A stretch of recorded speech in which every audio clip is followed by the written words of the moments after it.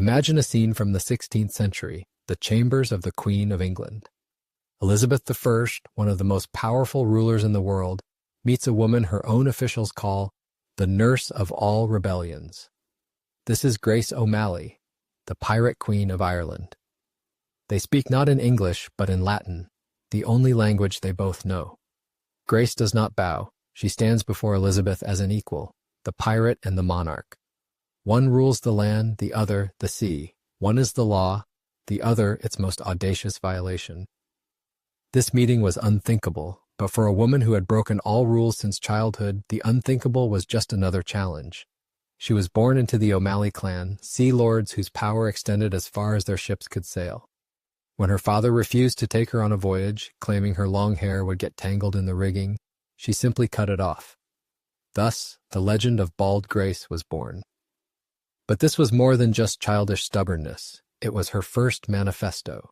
She grew up in a world where English laws were an empty sound.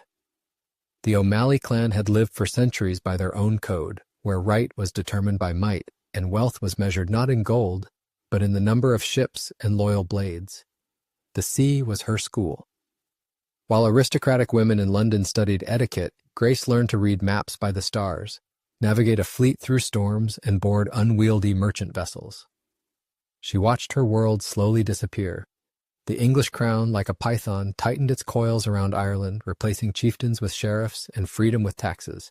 In this slow strangulation, she saw the greatest injustice of her life. It was then that the young woman understood. To survive in a world they sought to take away, one must become a predator.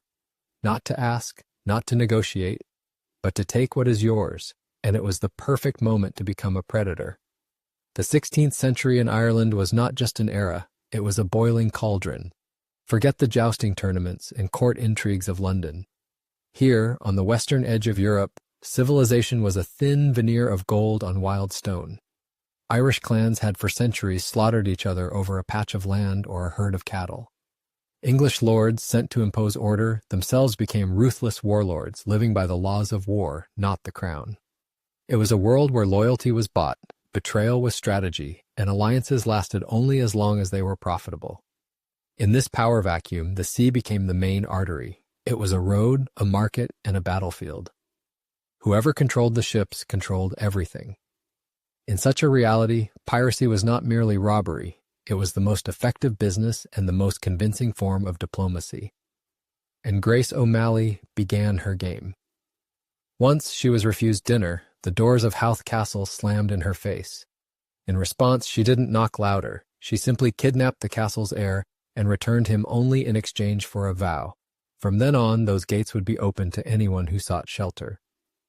When a lover, ensconced in the impregnable fortress of Duna, rejected her, she didn't shed tears.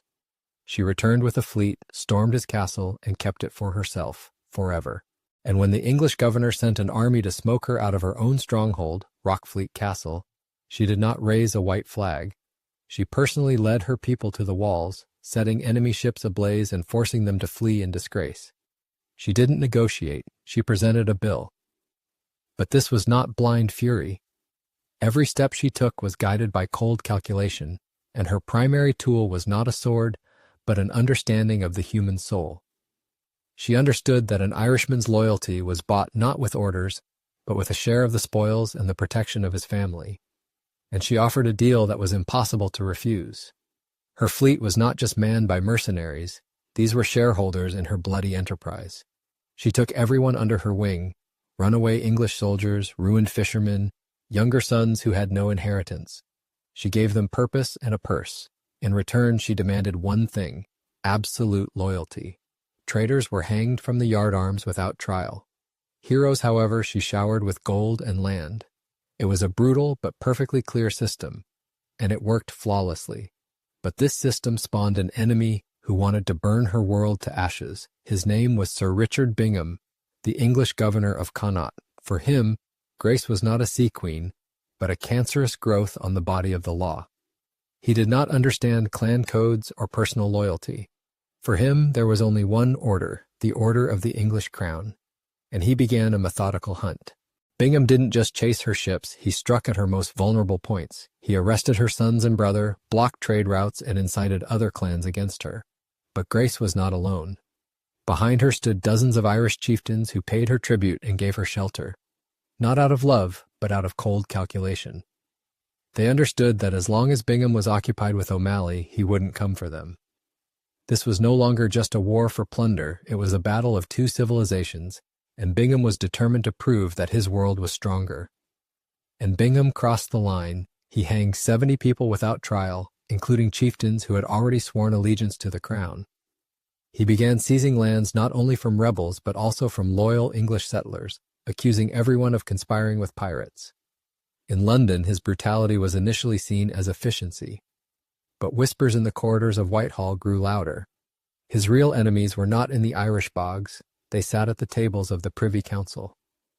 It was they who compiled a dossier on the tyrannical governor, testimonies from widows, complaints from lords, reports of executions. Bingham, the hunter, himself became the hunted. He was summoned to London, ostensibly for a report, but he understood everything when he saw the cold faces of the judges.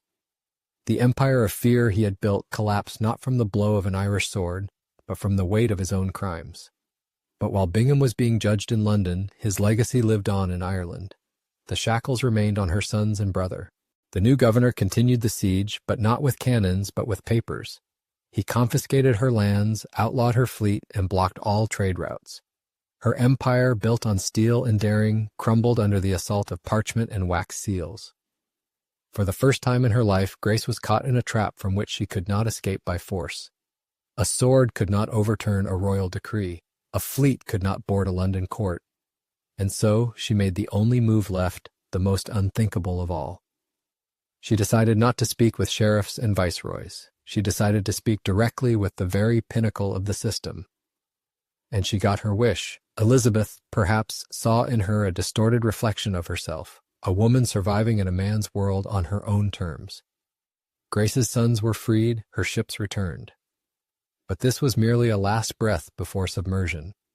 The system she tried to outwit ultimately prevailed. The old Irish world of clans dissolved into English law. Her castles passed to new lords, her fleet rotted at the docks. By all the laws of history, she lost.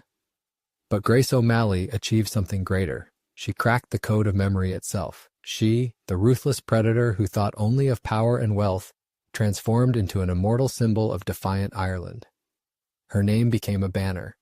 And herein lies the main paradox. England conquered the land, but Grace forever conquered the legend. And legends, unlike empires, never die.